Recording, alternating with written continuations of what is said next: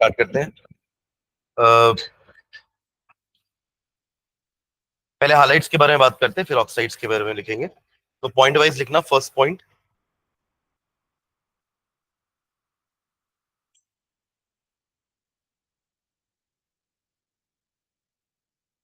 The highest oxidation number, the highest oxidation number, the highest oxidation numbers along the series, along the series vary from, along the series vary from +4 for Ti, Ti for titanium है ना, +4 for Ti to +5 for V vanadium to +6 for Cr chromium। ये हम सबकी highest oxidation state लिख रहे हैं। अपन ने देखा था ना कि जैसे आप शुरू से मिडिल सीरीज तक आओगे तो ऑक्सीडेशन नंबर सबके बढ़ते जाएंगे। मिडिल ऑफ द सीरीज में जो एलिमेंट होगा वो number of oxidation state maximum show करेगा, जो अपना मैंगनीज था, जो 7 ऑक्सीडेशन स्टेट तक जा रहा था। पर ये जब 7 ऑक्सीडेशन स्टेट बना किसके साथ रहे हैं, हालाइड्स या ऑक्साइड्स के साथ। ठीक है, वही लिख रहे हैं अपन। तो टीआई में भी जो +4 है वो हालाइट के साथ है, वी में जो +5 लिखा है आपने वो भी हालाइट के साथ है, क्रोमियम में जो +6 लिखे हैं वो भी हालाइट के साथ है। Then to +7 for Mn, for Mn, for Mn, जो कि हालाइड नहीं है बट ऑक्सी हालाइड्स है। ऑक्सी हालाइड मतलब जिसमें ऑक्सीजन भी है और हैलोजन भी है, उसको ऑक्सी हालाइड्स बोलते हैं। ठीक है, then +4 for, sorry +7 for Mn, manganese, full stop. Beyond Mn, beyond Mn, Mn के बाद वैसे भी पेयरिंग स्टार्ट हो रही है ना, तो ऑक्सीडेशन स्टेट्स कम होती जाएंगी। Beyond Mn, no metal shows an oxidation number of more than 3. Beyond Mn, no metal shows an oxidation number of more than +3। जैसे आयरन है पर उसका भी हाईएस्ट +3 है, बाकी जिंक कॉपर इनका भी +2 ही है हाईएस्ट, निकल का भी +2 ही है हाईएस्ट। तो beyond Mn, no metal shows an oxidation number of more than +3, which is only in trihalides, which is only in trihalides, which is only in trihalides। जैसे कि FeCl3 है ना, यहाँ पे आयरन की ऑक्सीडेशन स्टेट +3 है। ठीक है, which is only in trihalides, full stop। The highest oxidation state is generally most stable, the highest oxidation state is generally most stable with fluorine, with fluorine, with fluorine।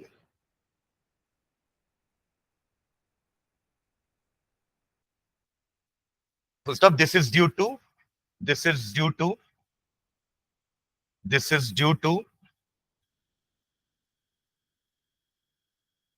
either high lattice energy, either high lattice energy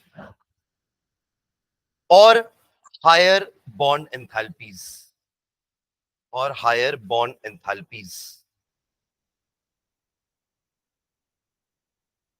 or higher bond enthalpies। Example लिखना, in VF5, in VF5 vanadium pentoxide, in VF5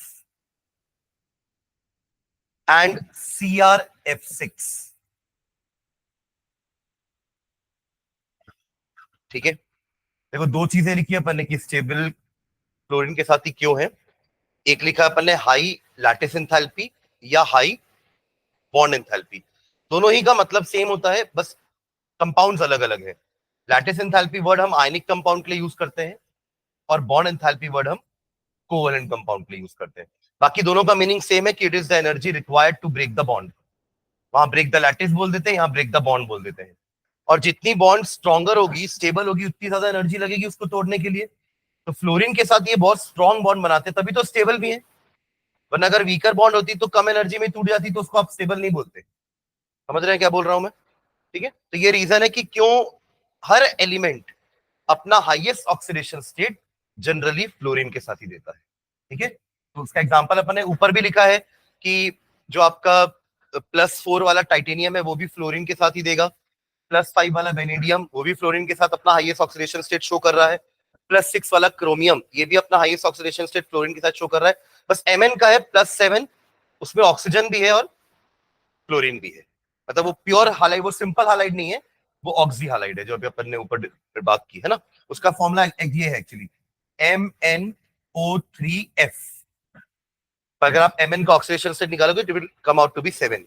कैसे? इधर -6 हो जाएगा और इधर -1 is equals to 0। तो x कितना आया? 7। तो Mn भी अपना हाईएस्ट ऑक्सीडेशन स्टेट क्लोरीन के साथ ही दे रहा है। बस ये है कि वो सिंपल हालाइड नहीं है, वो ऑक्सी हालाइड है।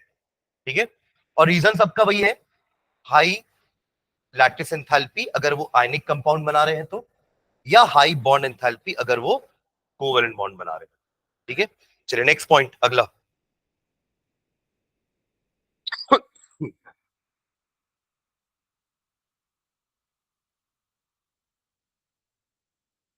हाँ, many copper 1 compounds are, many copper 1 यानी कि oxidation state of 1 Cu+1, many copper bracket में रोमन में 1 लिखना, many copper 1 compounds are unstable in aqueous solution, are unstable in aqueous solution, are unstable in aqueous solution। ये हमने कल भी देखा था ना कि Cu+1 अनस्टेबल होता है बट Cu2+ स्टेबल है। और एक और चीज हमने देखी थी कि किसका रिडक्शन पोटेंशियल के कारण अपन डिसाइड कर सकते हैं कि कौन सा ज्यादा स्टेबल है। एक रिएक्शन भी लिखे थे, देखो एक बार, Cu+ से इलेक्ट्रॉन ऐड करके Cu बना था, Cu2+ से 2 इलेक्ट्रॉन ऐड करके Cu बना था। दोनों में रिडक्शन पोटेंशियल किसका ज्यादा था? Cu1+ का। तो वो कम स्टेबल है क्योंकि वो जल्दी रिड्यूस हो जाएगा in comparison to the other one Cu2+। ठीक है, ओके। तो यही कॉपर के लिए एक लाइन और लिख रहे हैं कि many copper 1 compounds are unstable in aqueous solution and undergo disproportionation and undergo disproportionation and undergo disproportionation। इसका मीनिंग क्या होता है? अपन रिडॉक्स में पढ़ते थे, रिडॉक्स रिएक्शन का एक टाइप है ये डिस्प्रपोर्शनेशन रिएक्शन। क्या था इसका मीनिंग?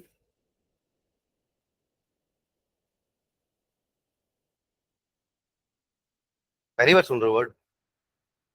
11th का नहीं याद है आपको डिस्प्रपोर्शनेशन? अरे वर्ड तो सुने होगे, वर्ड भी नहीं सुने हो, मीनिंग याद नहीं है, चलो समझ में आता है, बट सुने भी नहीं है क्या? सुने है ना? उसका देखो मीनिंग क्या होता है कि ऐसा रिएक्शन जिसमें एक ही स्पीशीज का ऑक्सीडेशन भी हो रहा है और रिडक्शन भी हो रहा है। जैसे कि हम वहां पढ़ते थे कि क्लोरीन है, तो एक ही रिएक्शन में क्लोरीन की 3 ऑक्सीडेशन स्टेट्स हैं, है ना। रिएक्टेंट साइड में अलग है, प्रोडक्ट साइड में 2 और ऑक्सीडेशन स्टेट है, जो रिएक्टेंट साइड की ऑक्सीडेशन स्टेट से ज्यादा भी है और कम भी है। तो ज्यादा होगी मतलब कि ऑक्सीडेशन, और कम हुई यानी कि रिडक्शन। ठीक है, तो वैसे ही कॉपर के साथ भी होता है। देखो कॉपर आपका जो 1 है Cu+1, ये डिस्प्रपोर्शनेशन शो करता है, ऑक्सीडाइज होकर के Cu2+ बनेगा और रेड्यूस होकर के Cu बन गया। देखो इसी का ऑक्सीडेशन भी हुआ और इसी का रिडक्शन भी हुआ, समझ रहे ना। तो इसको कहते हैं डिस्प्रपोर्शनेशन रिएक्शन। ठीक है, और ऐसा तभी पॉसिबल है जब किसी एलिमेंट का कम से कम 3 ऑक्सीडेशन स्टेट होना चाहिए। अब जैसे सोडियम का ऑक्सीडेशन स्टेट 2 ही होता है, या तो सोडियम अगर एटॉमिक स्टेट में तो उसका ऑक्सीडेशन नंबर 0, और अगर सोडियम Na+1 में तो उसका ऑक्सीडेशन नंबर +1, बस। तो या तो 1 से 0 होगा या तो 0 से 1 होगा, तो ये कभी डिस्प्रपोर्शनेशन रिएक्शन शो नहीं कर सकते। कम से कम 3 ऑक्सीडेशन स्टेट होनी चाहिए ना। जैसे कॉपर की देखो, 0 भी है, +1 भी है, +2 भी है। तो +1 में रह के इंक्रीज होके +2 में जा सकते हैं और +1 से डिक्रीज होके 0 में भी आ सकते हैं। तो दोनों केस में एक केस में क्या हो रहा है ऑक्सीडेशन, दूसरे केस में क्या हो रहा है रिडक्शन, और सेम स्पीशीज का ही दोनों चीज हो रहा है, तो इसको कहते हैं डिस्प्रपोर्शनेशन रिएक्शन। ठीक है, रिएक्शन लिख लो कॉपर का, डिस्प्रपोर्शनेशन एज फॉलोज, एग्जांपल ये रिएक्शन ये लिख लो।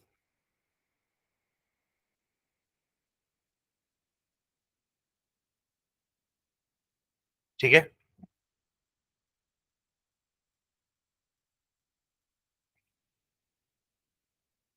एक रीजन भी लिख रहे थे नीचे। देखिए हमने दोनों केस दोनों जगह लिखा है कि कॉपर 1+ जो है वो पानी में अनस्टेबल है, और ऐसा चला जाएगा पानी में, वो इस तरीके से 2+ और Cu में कन्वर्ट हो जाएगा।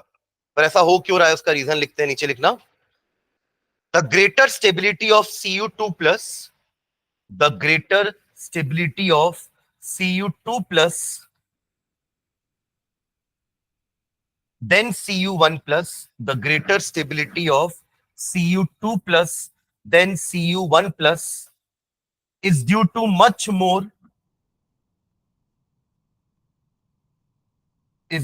much more negative enthalpy of hydration, much more negative enthalpy of hydration for Cu2+ then Cu1+.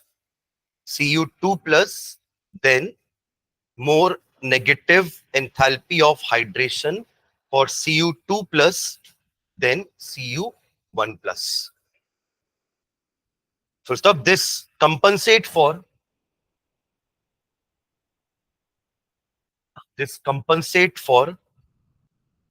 high second ionization enthalpy, high second ionization enthalpy of Cu,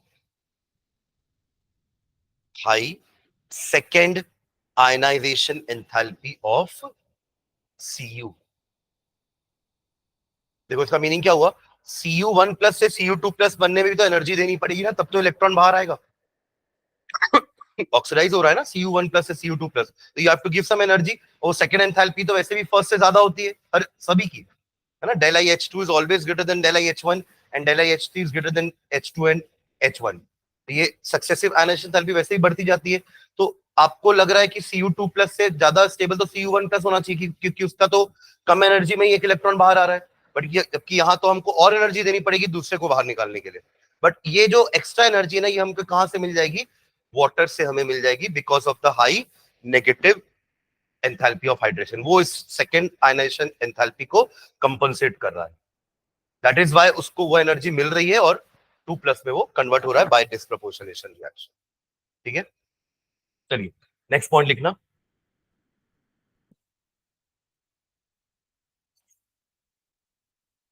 in low oxidation states,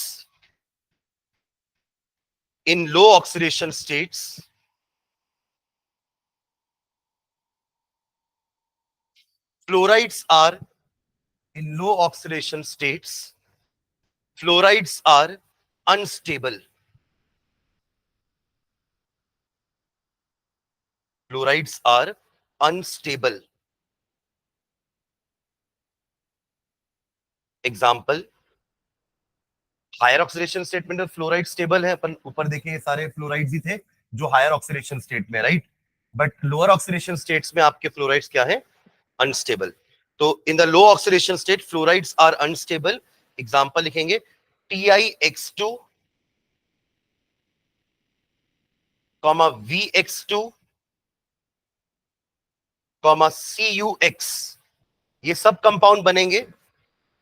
ये सब में देखो आपकी oxidation state कम है, TiX2 में oxidation state क्या है, Ti की 2+, और दूसरा मैंने क्या बोला, VX2 में भी ऑक्सीडेशन स्टेट V की +2 है, और तीसरा एग्जांपल CuX, इसमें +1 है।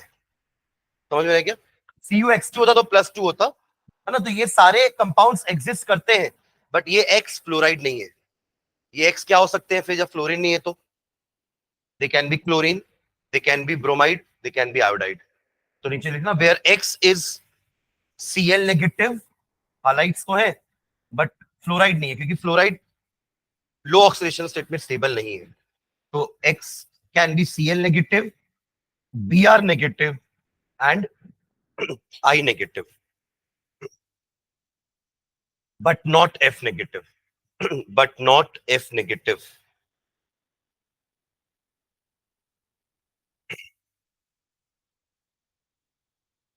ठीक है, चलिए नेक्स्ट पॉइंट लिखेंगे ऑक्सीडेशन, ये ऑक्साइड्स के बारे में। ये 3 पॉइंट्स हमने लिखे हाइलाइट्स के बारे में। नेक्स्ट लिख लेंगे ऑक्साइड्स के बारे में। The highest oxidation state in the oxides, the highest oxidation state in the oxides, the highest oxidation state in the oxides is same as that of group number, is same as that of group number up to group 7, up to group 7। 7 में कौन है? Manganese. 2 तो आपके ये हो गए ना, 3 4 5 6 7, यानी कि डी का 5वां, तो वहां पे आपका Mn ही है 25, है ना। तो अप टू ग्रुप 7, ब्रैकेट में लिख भी लो इनके ऑक्साइड्स के नाम, Sc2O3, ये स्कैंडियम का है, 2Mn2O7, 7 ऑक्सीडेशन स्टेट Mn की, ठीक है। और स्कैंडियम भी अपने +3 हाईएस्ट में ही है, स्कैंडियम का तो +3 हाईएस्ट है। तो ये भी वैसे ही कर रहे हैं कि थर्ड ग्रुप में है, जो एलिमेंट थर्ड ग्रुप में है उसका ऑक्साइड के साथ हाईएस्ट ऑक्सीडेशन स्टेट +3 होगा, जो फोर्थ ग्रुप में उसका ऑक्साइड के साथ हाईएस्ट ऑक्सीडेशन स्टेट +4 होगा। वैसे ही जो 7th ग्रुप में है उनका हाईएस्ट ऑक्सीडेशन स्टेट ऑक्साइड के साथ +7 होगा, यही लिखे अपन। तो स्टॉप बियॉन्ड 7, बियॉन्ड 7, बियॉन्ड 7, देखो ये फ्लोरीन के जैसा ही पॉइंट है, वहां भी बीच के बाद क्या हो गया था, हाईएस्ट ऑक्सीडेशन स्टेट +3 ही थी, वैसे यहां पे भी होगी। तो beyond 7 the maximum oxidation is +3,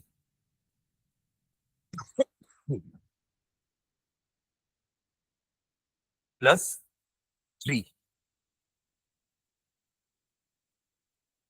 ठीक है। कोई कोशिश भी करेगा ना ज्यादा ऑक्सीडेशन स्टेट में ऑक्सीजन के साथ कंपाउंड बनाने की, तो वो फिर डिकम्पोज भी हो जाएंगे, यानी कि अनस्टेबल है। अगर वो उस स्टेट में है तभी तो आप बोलोगे ना स्टेबल है, पर अगर वो बनने के बाद तुरंत डिकम्पोज होकर वापस से लोअर ऑक्सीडेशन स्टेट में चले गए, यानी कि वो उस स्टेट में कंफर्टेबल नहीं थे, अनस्टेबल थे, इसलिए वो डिकम्पोज होके लोअर ऑक्सीडेशन स्टेट्स में आ गए, ठीक है। तो next point, oxygen stabilises the, oxygen stabilises the highest oxidation state, oxygen stabilizes the highest oxidation state even more than fluorine, even more than fluorine, even more than fluorine। इस point का मतलब समझे क्या? अभी तक अपन यही बोल रहे थे ना कि फ्लोरीन एंड ऑक्सीजन दोनों के साथ हाईएस्ट ऑक्सीडेशन स्टेट स्टेबल होती है, राइट। लोअर नहीं थी स्टेबल, फ्लोरीन का हमने देखा पीछे अभी पॉइंट में, है ना। बट अगर मैं ऑक्सीजन और फ्लोरीन में कंपैरिजन करूं तो ऑक्सीजन ज्यादा अच्छा स्टेबलाइज करता है हायर ऑक्सीडेशन स्टेट को देन फ्लोरीन। तभी तो देखा ना हमने कि Mn का 7 वाला नहीं बन पा रहा था, वो सिंपल हालाइड नहीं था, वो ऑक्सी हालाइड था। समझ रहे हो मैं क्या बोल रहा हूं? पर Mn के साथ ऑक्सीजन अकेले देखो ऑक्साइड बनाता है 7 ऑक्सीडेशन स्टेट वाला, बट वही Mn 7 ऑक्सीडेशन स्टेट वाला फ्लोरीन के साथ बनाता है, बट वो सिंपल हालाइड नहीं है, साथ में ऑक्सीजन भी है उसमें, तब वो हाईएस्ट ऑक्सीडेशन स्टेट 7 तक पहुंच पाया, ठीक है। तो क्या लिखे, oxygen stabilises the highest oxidation state even more than fluorine. Example लिखना, example, highest fluoride of Mn is, highest fluoride of Mn is, highest fluoride of Mn is MnF4, MnF4।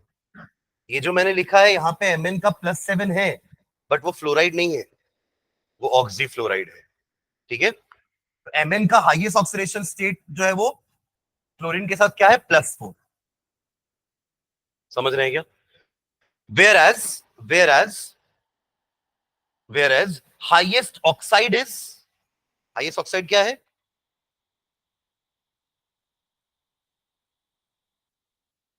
ये है ना Mn2O7। फॉर्मूला लिखना है ना, वहां हमने formula लिख लिया कि MnF4 हाईएस्ट फ्लोराइड बना रहा है, और Mn2O7 हाईएस्ट ऑक्साइड बना रहा है, तो ऑक्सीजन के साथ ज्यादा अच्छा स्टेबिलिटी हुआ ना हाईएस्ट ऑक्सीडेशन स्टेट का, क्लोरीन के साथ नहीं हो पाया।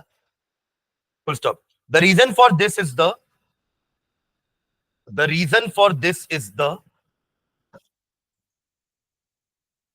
Reason for this is the ability of oxygen. क्या डिफरेंस है ऑक्सीजन और फ्लोरीन में? कोई मेजर डिफरेंस बता पाएंगे ऑक्सीजन और फ्लोरीन में? सोच के देखो। O2 नेगेटिव होता है, ठीक है, और कुछ? बॉन्ड एंथैल्पी तो फ्लोरीन के साथ अपन देखे हाईएस्ट ही थी, वो भी ठीक है, और कुछ? हाँ, क्या साइन? साइज उतना ज्यादा फर्क नहीं है, एक के बाद एक ही है ना, कुछ ज्यादा फर्क नहीं है साइज में। और कुछ? बॉन्ड्स देखो, क्लोरीन हमेशा सिंगल बॉन्ड बनाता है विथ एनीवन, क्योंकि उसकी वैलेंसी 1 है ना, तो सिर्फ एक बॉन्ड बनाएगा, जबकि ऑक्सीजन क्या कर सकता है, डबल बॉन्ड भी बना सकता है। समझ रहे हैं क्या? तो लिखना इसमें, तो क्या लिखे, the reason for this is the ability of oxygen to form multiple bonds. अब आपको पता है मल्टीपल बॉन्ड्स में डबल बॉन्ड स्ट्रॉन्गर होती है सिंगल बॉन्ड से। Ability to form multiple bonds with the metal atoms, with the metal atoms, with the metal atoms। ठीक है, ये Mn2O7 का डायग्राम बना रहा हूं, ध्यान देना। 2 Mn है लाइक दिस, और टोटल 7 ऑक्सीजन है, तो 3 ऑक्सीजन तो यहां पर Mn के साथ डबल बॉन्ड बना रहे हैं लाइक दिस। 7 ऑक्सीडेशन स्टेट्स है ना, तो Mn 7 बॉन्ड बना रहा है इनके साथ, 6 तो यही हो गई, और हर ऑक्सीजन 2-2 बॉन्ड तो बनाता ही है, और सातवीं वो एक और ऑक्सीजन के साथ बना दिया, और यहां भी वैसे ही हुआ सेम। समझ रहे आप लोग स्ट्रक्चर इसका? तो हर Mn 7 बॉन्ड बना रहा है, हर ऑक्सीजन 2 बॉन्ड बना रहा है, या तो मल्टीपल बॉन्ड या तो सिंगल सिंगल करके 2 बॉन्ड।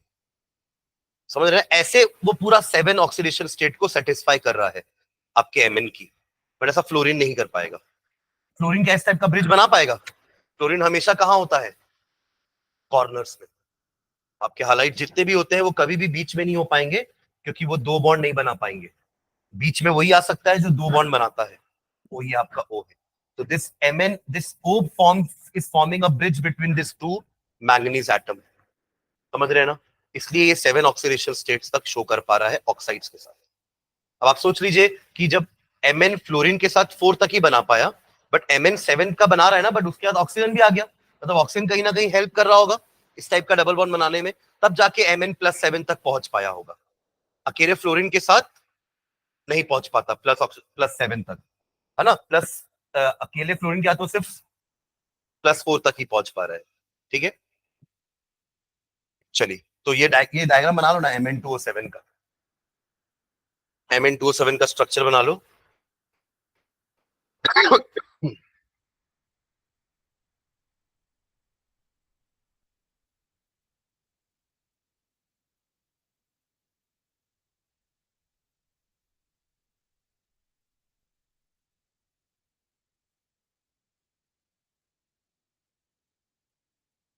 हो गया? एक लास्ट पॉइंट लिखना, beside the oxides beside the oxides beside the oxides higher oxidation states are also found in beside the oxides higher oxidations are also found in oxocation and oxoanion are found in oxocation and oxoanion।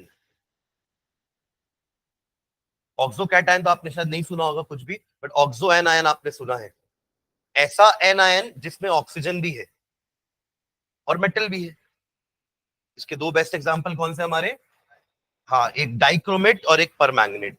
Cr2O7 का 2 negative and MnO4 का 1 negative. इसी के 2 compounds में हम पढ़ने वाले potassium वाले, है ना।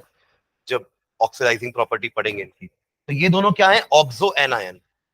अभी तक तो अपन ऑक्साइड पढ़ रहे थे, ये तो ऑक्साइड था ना, ये तो आपका प्रॉपर कंपाउंड है Mn2O7, जैसे H2 होता है, जैसे हर मेटल या हर नॉन मेटल ऑक्साइड्स बनाते हैं ना, वैसे ये भी ऑक्साइड बनाया है Mn। तो ये आयन नहीं है, बट ये दोनों आयन्स है जहां पर क्रोमियम और मैंगनीज अपने हाईएस्ट ऑक्सीडेशन स्टेट पे है। ठीक है, आप इसका ऑक्सीडेशन स्टेट निकालो, कितना है क्रोमियम का, 6 आना चाहिए, 6 ही होता है क्रोमियम का ऑक्सीडेशन स्टेट मैक्सिमम, और वो अपने मैक्सिमम ऑक्सीडेशन स्टेट नहीं है, और Mn 7। समझ रहे हैं ना। तो ये तो कंपाउंड नहीं है, ये तो आयंस है, ऑक्सो एनायंस। ठीक है, तो एग्जांपल लिखो, एग्जांपल ऑक्सो कैटायन भी लिख रहा हूं, एग्जांपल में VO2 प्लस, ये ऑक्सो कैटायन हो गया, वेनेडियम का ऑक्सो कैटायन। फिर एक लिखना TiO2 प्लस, टाइटेनियम का। ठीक है, फिर ये दोनों लिख लो, ये दोनों आपके ऑक्सो एनायन हो जाएंगे। वेनेडियम का भी हाईएस्ट ऑक्सीडेशन स्टेट +4 है यहाँ पे, टाइटेनियम का भी।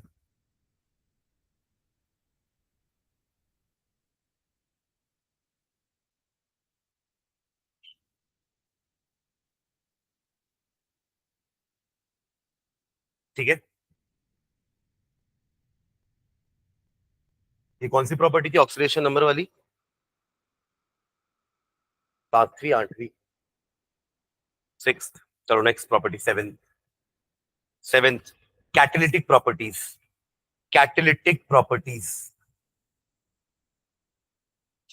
Catalytic properties. देखो ऑक्सीडेशन स्टेट वाले में से एक जो अपन ने अभी लास्ट पॉइंट लिखा ना, कि ऑक्सीजन इज मोर स्टेबल, या ऑक्सीजन स्टेबलाइजेज मोर देन फ्लोरीन, एक ये क्वेश्चन आया है कई बार।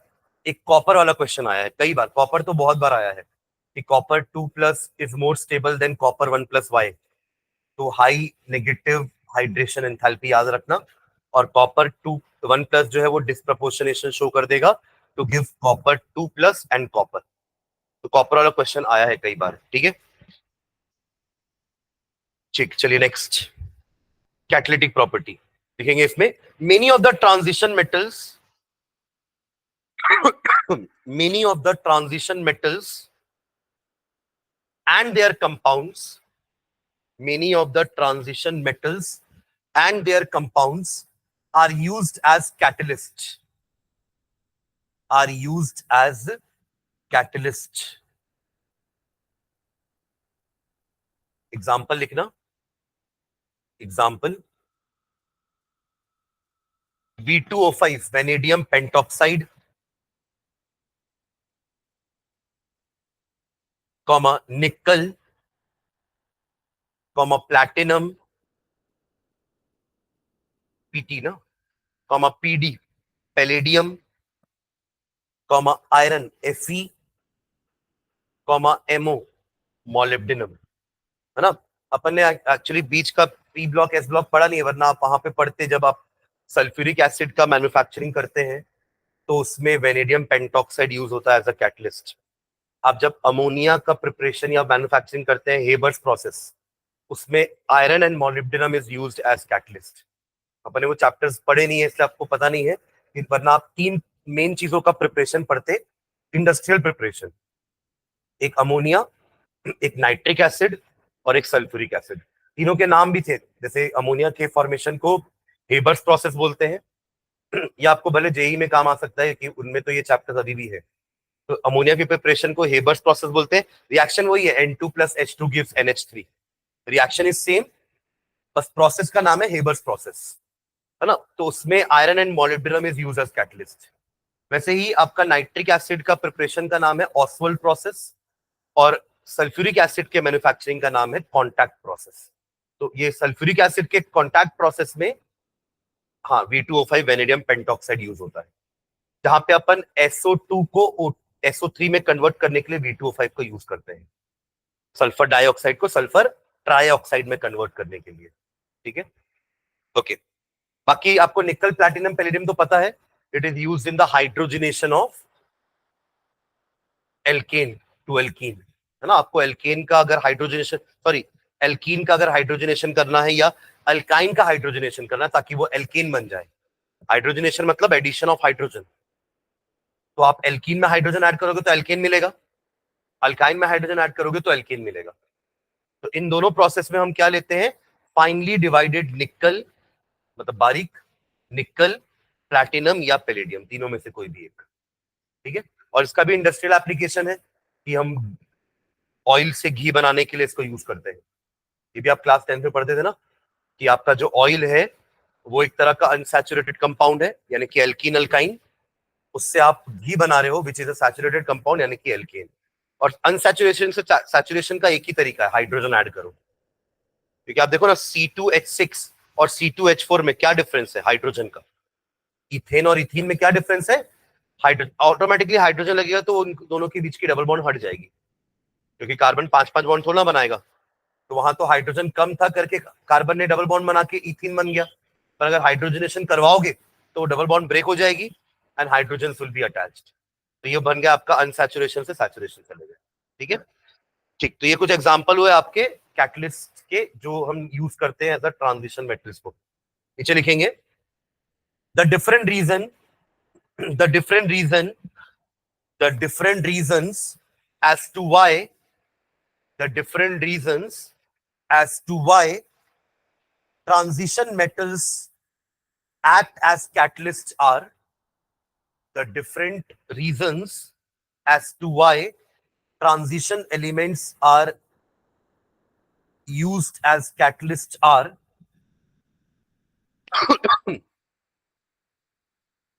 फर्स्ट पॉइंट लिखेंगे presence of unpaired electrons, presence of unpaired electrons,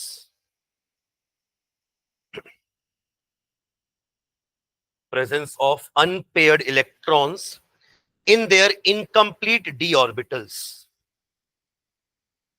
in their incomplete d orbitals.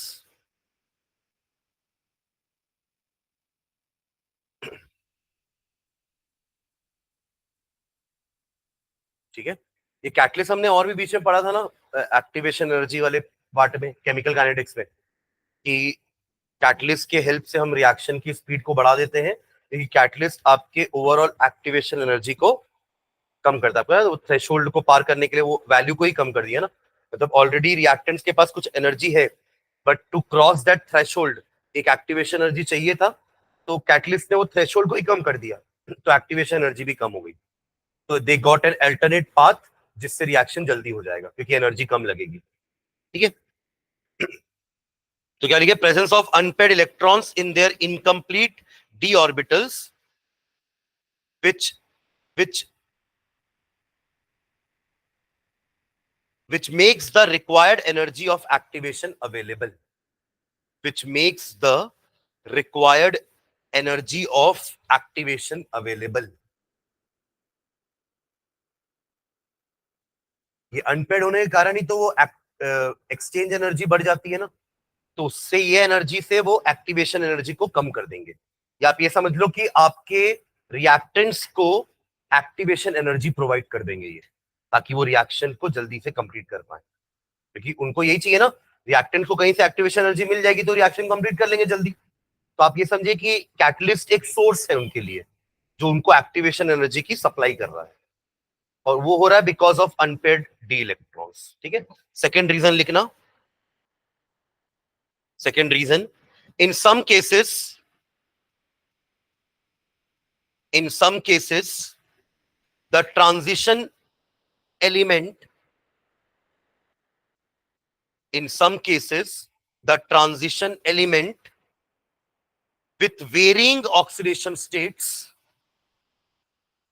with varying oxidation states may form intermediate compounds, with varying oxidation states, अलग अलग बहुत सारी oxidation states हैं इनकी,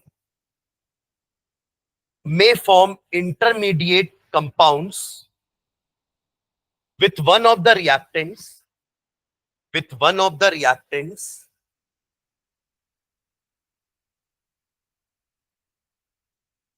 which provide a new path, which provide a new path with low activation energy.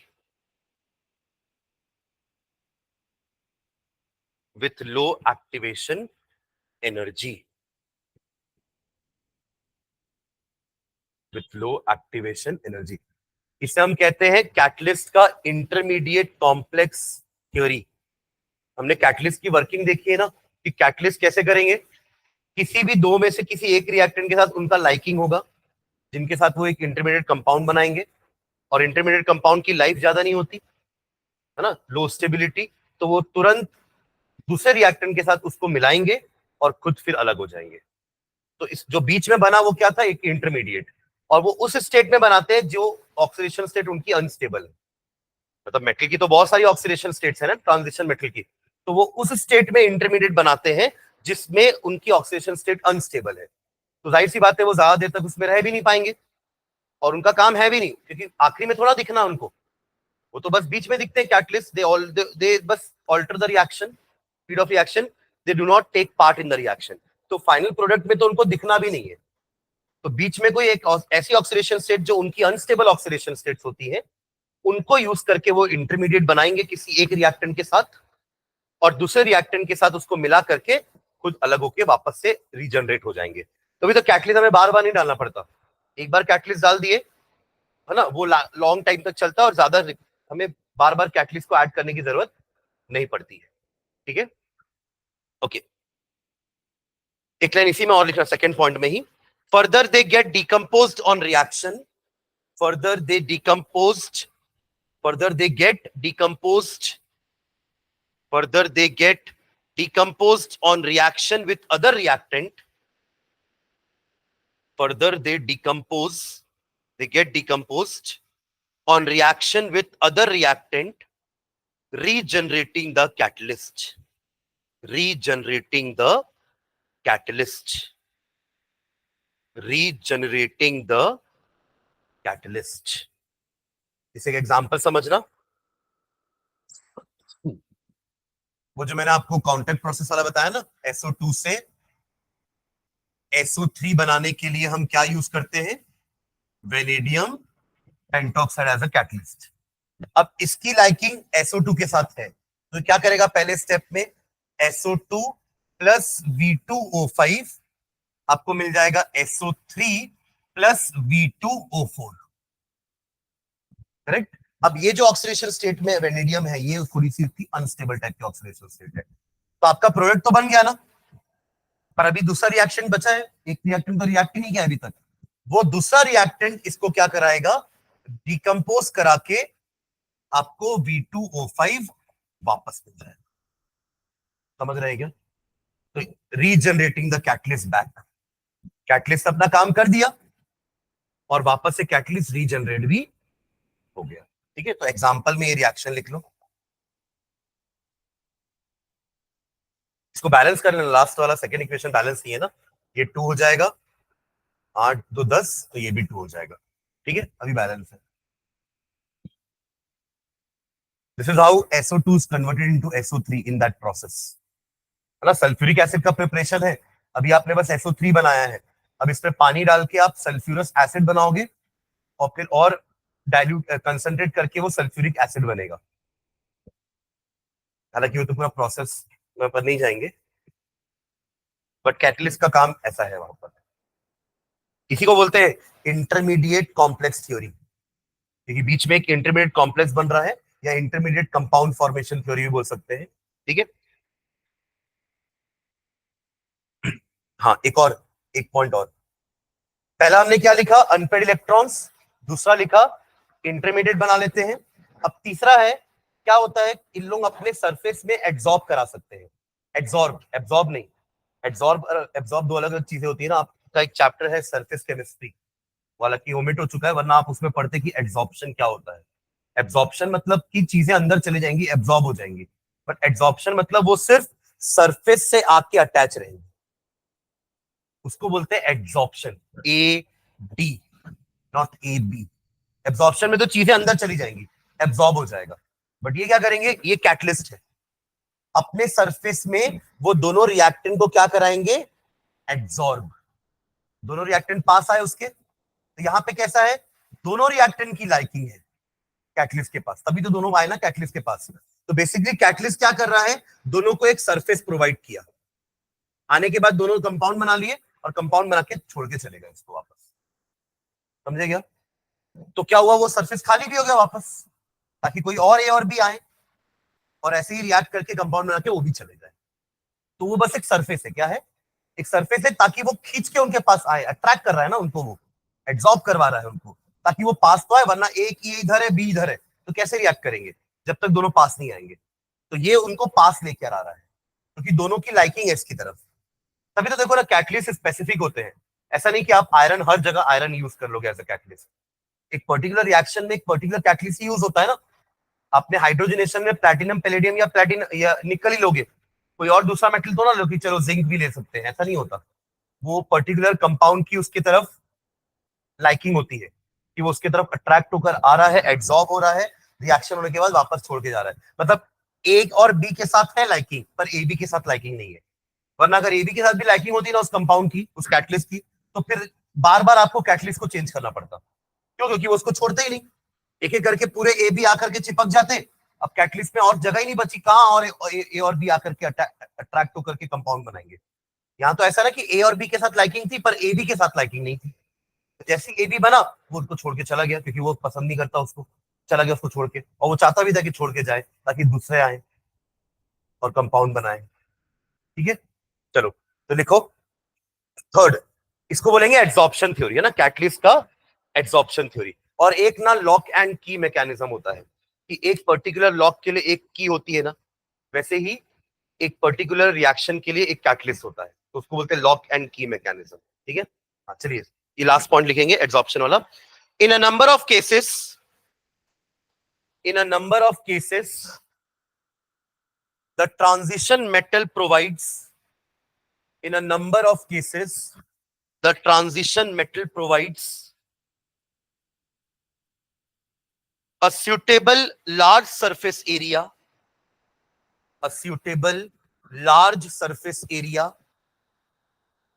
a suitable large surface area। तभी तो हम निकल को, प्लैटिनम को या पेरिडियम को फाइनली डिवाइडेड लेते हैं। बड़े बड़े निकल के पीस नहीं डालते, छोटे छोटे निकल के पीस डालते ताकि सरफेस एरिया ज्यादा रहे। अगर आप एक निकल का ब्लॉक ले लिए तो सरफेस एरिया भी इतना ही है, इतने ही सरफेस में आकर के चिपकेंगे। पर अगर आपने बहुत सारे निकल्स को छोटे छोटे पार्ट में डिवाइड कर दिया तो सबका खुद का अपना अपना सरफेस होगा इस टाइप का। आप खुद सोच के देखो ना, आपने अगर इसी ब्लॉक को ऐसे 8 पार्ट में डिवाइड कर दिया तो सबका खुद का एरिया नहीं हो जाएगा वापस से? अभी वो अंदर पैक्ड है, अंदर छुपे हुए हैं, बट जैसे ही वो आप ये भी तोड़ दोगे अलग से तो इसका खुद का अलग एरिया हो जाएगा। तो इतना एक्स्ट्रा मिला कि नहीं आपको? वरना जब ये बड़े ब्लॉक में था तो सिर्फ इतना ही मिल रहा था आपको। समझ रहे ना? तभी अपन फाइनली डिवाइडेड चीजें लेते हैं ताकि सरफेस एरिया बढ़ जाए, है ना। तो क्या लिखे, provides a suitable large surface area on which the reactants are adsorbed, on which the reactants are adsorbed, ad ना, absorb मत लिखना, reactants are adsorbed, adsorbed, full stop। as a result the concentration of the reactants, as a result the concentration of the reactants on the surface of catalyst increases, as a result the concentration of the reactants on the surface of the catalyst increases, and hence rate increases, and hence rate increases, and hence rate increases, rate of reaction increases। ठीक है, तो ये भी question आता है कि give reason why transition metals are used as a catalyst. तो इन तीनों में से कोई भी एक दो रीजन आप दे सकते हो उसमें। तो एक हमारा पॉइंट हुआ अनपेड इलेक्ट्रॉन वाला, दूसरा पॉइंट हुआ हमारा इंटरमीडिएट कंपाउंड फॉर्मेशन थ्योरी या intermediate complex formation theory, and third हुआ हमारा एड्सॉर्प्शन थ्योरी। ये क्या है? Adsorption theory. ठीक है, नेक्स्ट अगला property, alloy formation. Alloy formation, alloy formation.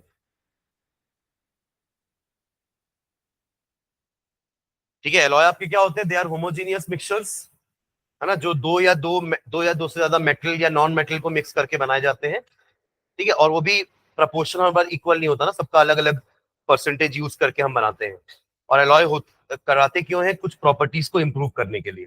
जैसे आयरन की रस्टिंग के तरफ रेजिस्टेंस को बढ़ाने के लिए हम आयरन को स्टील बना देते हैं, क्योंकि आयरन ऐसे रस्ट तो बनेगा, उसको रस्टिंग को वो रेजिस्ट नहीं कर पा रहा है, यानी रस्ट होने से रोक नहीं पा रहा अपने आप को। तो बट अगर आपने उसके साथ कोबाल्ट, निकल, कार्बन मिला करके उसको स्टील बना दिया, तो अब वो स्टेनलेस स्टील रस्ट नहीं होगा। तो इस तरीके से आपने अपने आयरन का कोरोजन की तरफ रेजिस्टेंस बढ़ा दिया। ठीक है, ऐसे ही हम कुछ के रिएक्टिविटी को कम करने के लिए एलॉइंग करते हैं। जैसे कि सोडियम हमें पता है कि बहुत ज्यादा हाईली रिएक्टिव मेटल है, आप ऐसे बाहर रख दोगे तो जल जाएगा। तो उसकी रिएक्टिविटी को कम करने के लिए हमने उसको मर्क्यूरी के साथ एलॉय बना दिया, जिसको अमेल्गम बोलते हैं। क्या बोलते हैं? तो ऑल अमेल्गम्स आर एलॉय, बट उसमें एक एलिमेंट फिक्स होता है, वो होता है मर्क्यूरी। और मर्क्यूरी कम रिएक्टिव होता है, तो वो एक ज्यादा रिएक्टिव मेटल की रिएक्टिविटी को कम कर देता है। तो वो भी एक तरह का एलॉय हो गया। बाकी आपने सुना है ब्रॉन्ज, ब्रास, ये सब भी एलॉय है। ठीक है, इसके अलावा एक सोल्डर करके एलॉय होता है, सोल्डर, है ना, which is use for soldering. सुना आपने सोल्डरिंग? इलेक्ट्रॉनिक डिवाइसेस को आप पीसीबी में सोल्डर करते हो ना, पीछे से वो आयरन रॉड होती है, उसको आप एक वायर को गर्म करके, जैसे वेल्डिंग होता है वैसे ही इलेक्ट्रॉनिक सर्किट्स में सोल्डरिंग होती है। सोल्डरिंग के लिए एक वायर यूज करते हैं अपन, और आपको पता है कि सोल्डरिंग कराना है तो अपन को वायर को मेल्ट करा के वहां पे गिराना है, राइट? और फिर जैसे ही वो सूखेगा तो चिपक जाएगा, राइट? तो उसके लिए उस वायर का मेल्टिंग पॉइंट कम होना चाहिए, तब तो जल्दी मेल्ट होगा, वरना आप लेके बैठे रहोगे उसको कि कब वो उसका मेल्टिंग पॉइंट पहुंचेगा और कब वो पिघलेगा। तो मेल्टिंग पॉइंट कम होना चाहिए। तो जो हमारे टिन और लेड होते हैं, इनके मेल्टिंग पॉइंट थोड़े ज्यादा हैं, बट इनसे मिलके जो सोल्डर बना है ना, इसका मेल्टिंग पॉइंट कम होता है। ठीक है, तो लिखना है कुछ इसमें, alloy are homogeneous solid solutions of, alloys are homogeneous solid solutions of two or more metals, two or more metals obtained by melting the components, obtained by melting the components, obtained by melting the components and then cooling the melt. पहले सारे component को melt करके mix कर दिए, अब जो चीज नहीं बनी है उसको ठंडा होने दीजिए, कड़क होकर के वो एलॉय बन गया, है ना। Melting the components and then cooling the melt. जो मेल्ट होके रेडी हुआ है आपका, उसमें दो तीन एलिमेंट्स का या मेटल्स का मिक्सचर है, और वो ठंडा होने के बाद सॉलिडिफाई हो जाएगा, and that will be the alloy. और जनरली हम ना मेटल्स के जो जो मेटल्स हम लेते हैं उनके साइज लगभग आसपास होते हैं, तभी वो आपस में जुड़ करके एक नया कंपाउंड या नया एलिमेंट बना पा रहे हैं या नया एलॉय बना पा रहे हैं। ठीक है, तो फुल स्टॉप डाल के लिखना, these are form by metals, these are formed by metals whose atomic radii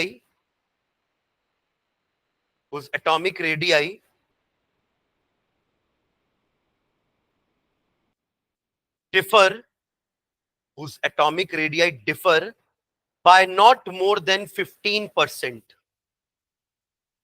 by not more than 15%, by not more than 15, मतलब ये इतना डिफरेंस चल जाएगा साइज में, 10-15% का साइज में डिफरेंस है तो चल जाएगा। देखो तभी ना वो एक दूसरे के मेटल लैटिस में जगह ले पाएंगे एक दूसरे की। ठीक है, जैसे कि आपको लग रहा है टिन और जो लेड मैंने बताया, इन दोनों को जब मिक्स किए तो क्या हुआ, जब एक नया लैटिस बना, तो आप ये समझे कि टिन के बीच बीच में लेड के एटम्स है, और वो उस गैप को फिल कर पा रहे हैं क्योंकि वो भी टिन के जितने ही है लगभग साइज में, तो वो गैप को फिल कर पा रहे हैं।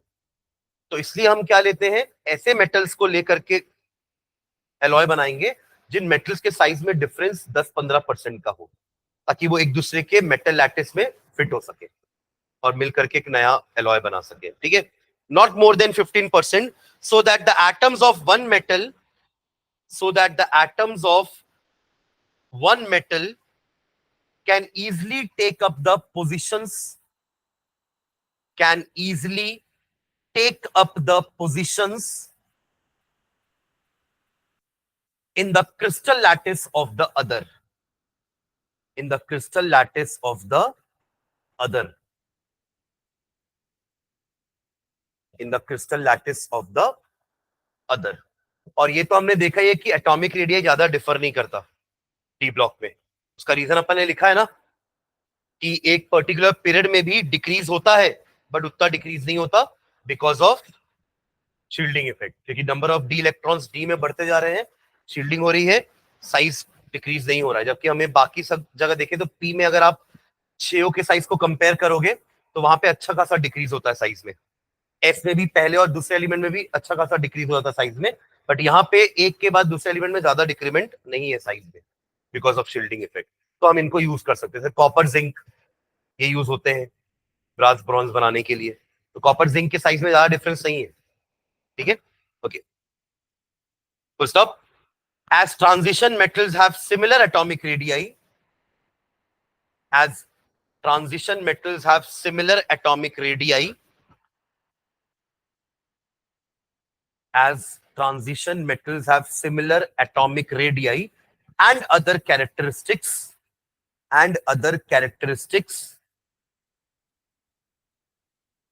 hence they form alloys very readily. Hence they form alloys very readily. ये रीजन है एलॉय बनाने का. तो ये रीजन सिंपल है, एटॉमिक रेडियस लगभग सेम है, इसलिए हम उनको यूज कर रहे हैं ताकि वो एक दूसरे के क्रिस्टल लैटिस में फिट हो सके. ठीक है,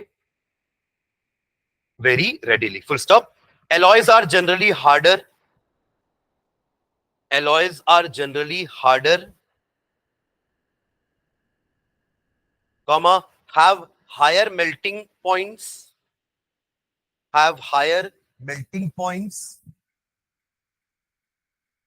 and more resistant to corrosion. Have higher melting points and more resistant to corrosion than the individual metals. तभी तो बनाया एलॉय उसका. To corrosion, more resistant to corrosion than the individual metal. But ये general point लिखा हुआ है ना, मतलब आप ये मत समझे कि सब में यही चीज होती है. जैसे हमने अभी बात की ना कि सोल्डर का तो मेल्टिंग पॉइंट कम हो जाता है. ये आप बोल सकते हो कि ये जनरली जो लाइन लिखी ना ये आयरन के लिए एप्लीकेबल है सारे पॉइंट्स. आयरन ऐसे सॉफ्ट होगा बट कार्बन के साथ मिलाओगे ना तो वो हार्ड हो जाएगा, है ना. और ऐसी क्रोमियम मिलाया जाएगा, निकल मिलाया जाएगा तो वो स्टील बन जाएगा और हार्ड हो जाएगा, उसका मेल्टिंग पॉइंट बढ़ जाएगा और कोरोजन की तरफ रेजिस्टेंट भी बढ़ जाएगा. ठीक है, कुछ एग्जांपल्स लिखना. एग्जांपल लिखो, एक ब्रास लिख लो Cu प्लस Zn. ब्रास बनता है Cu plus Zn and bronze Cu plus Sn. Sn मतलब टिन.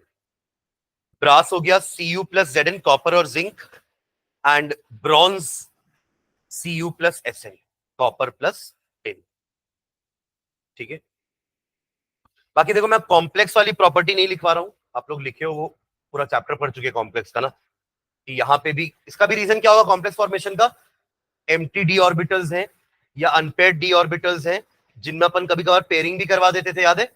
एक स्ट्रॉन्गर लाइगेंड आएगा तो रिपल्शन करके पेयरिंग कर देगा. अल्टीमेटली खाली ऑर्बिटल्स हैं आपके डी वालों के पास.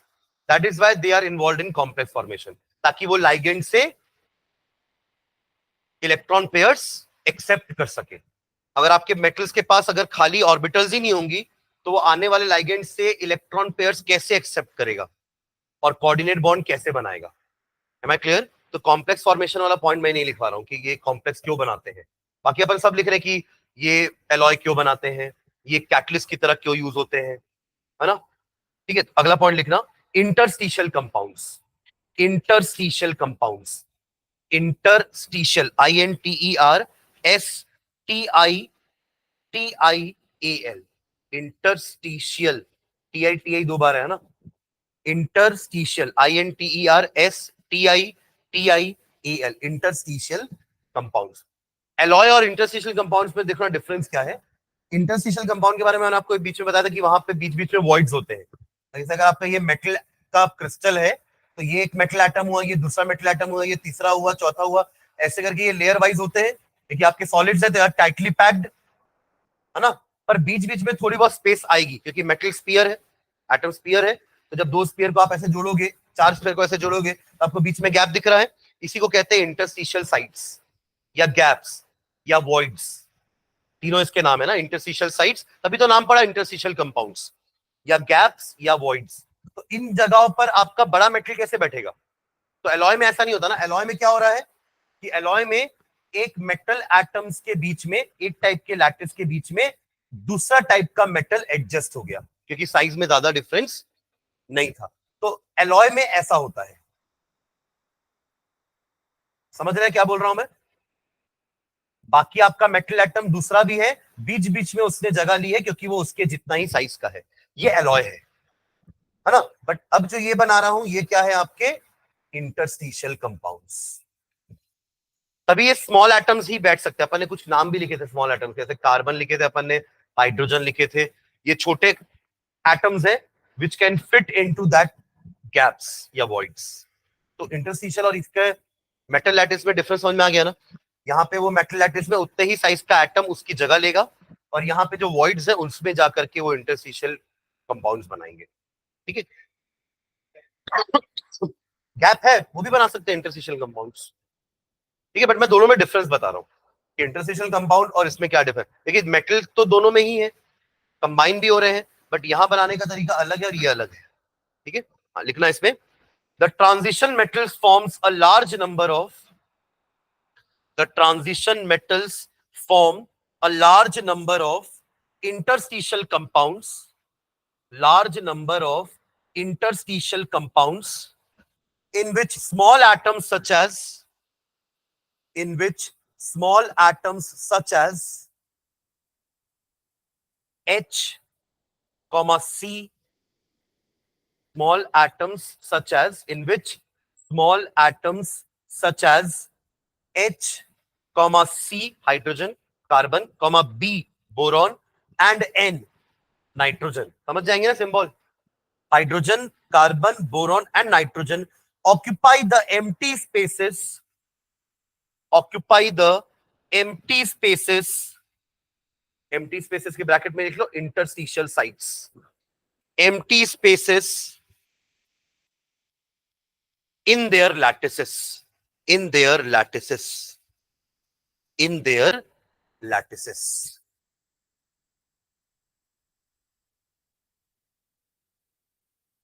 ठीक है, चलो उसके बारे में दो चार लाइन और अपन नेक्स्ट क्लास में लिखते हैं। एक लास्ट प्रॉपर्टी बची वो इलेक्ट्रोड पोटेंशियल वाली, जो नेक्स्ट क्लास में करेंगे, है ना। कलर्ड आयंस भी नहीं बताऊंगा मैं, और मैग्नेटिक प्रॉपर्टी भी नहीं बताऊंगा। ये दोनों भी अपन ने कॉम्प्लेक्स में पढ़ लिया था कि कलर्ड आयंस के वही T2G से T2G में कलर एब्जॉर्ब करके जाएंगे और बचा हुआ कलर एमिट करेंगे, यानी कि रिफ्लेक्ट करेंगे, है ना। और पैरामैग्नेटिक और डायमैग्नेटिक वो मैग्नेटिक प्रॉपर्टी हो जाएगी। जिनके पास अनपेड इलेक्ट्रॉन्स हैं दे बिहेव लाइक पैरामैग्नेटिक, और जिनके पास अनपेड इलेक्ट्रॉन्स नहीं है वो आपके डायमैग्नेटिक। तो ये दोनों प्रॉपर्टी भी मैं नहीं करवा रहा हूँ। मतलब कॉम्प्लेक्स फॉर्मेशन, कलर्ड आयंस क्यों बनते हैं इनके, और मैग्नेटिक प्रॉपर्टी, ये तीनों अपन पढ़ चुके हैं उसमें डिटेल में। तो वो तीनों नहीं करा रहा। ये इंटरस्टिशियल साइड के बाद एक ही टॉपिक आपका बचा है जो डी ब्लॉक की प्रॉपर्टीज का है, और वो है आपका इलेक्ट्रोड पोटेंशियल। ठीक है, तो उसको नेक्स्ट क्लास में करेंगे। ठीक है, चलो, थैंक यू।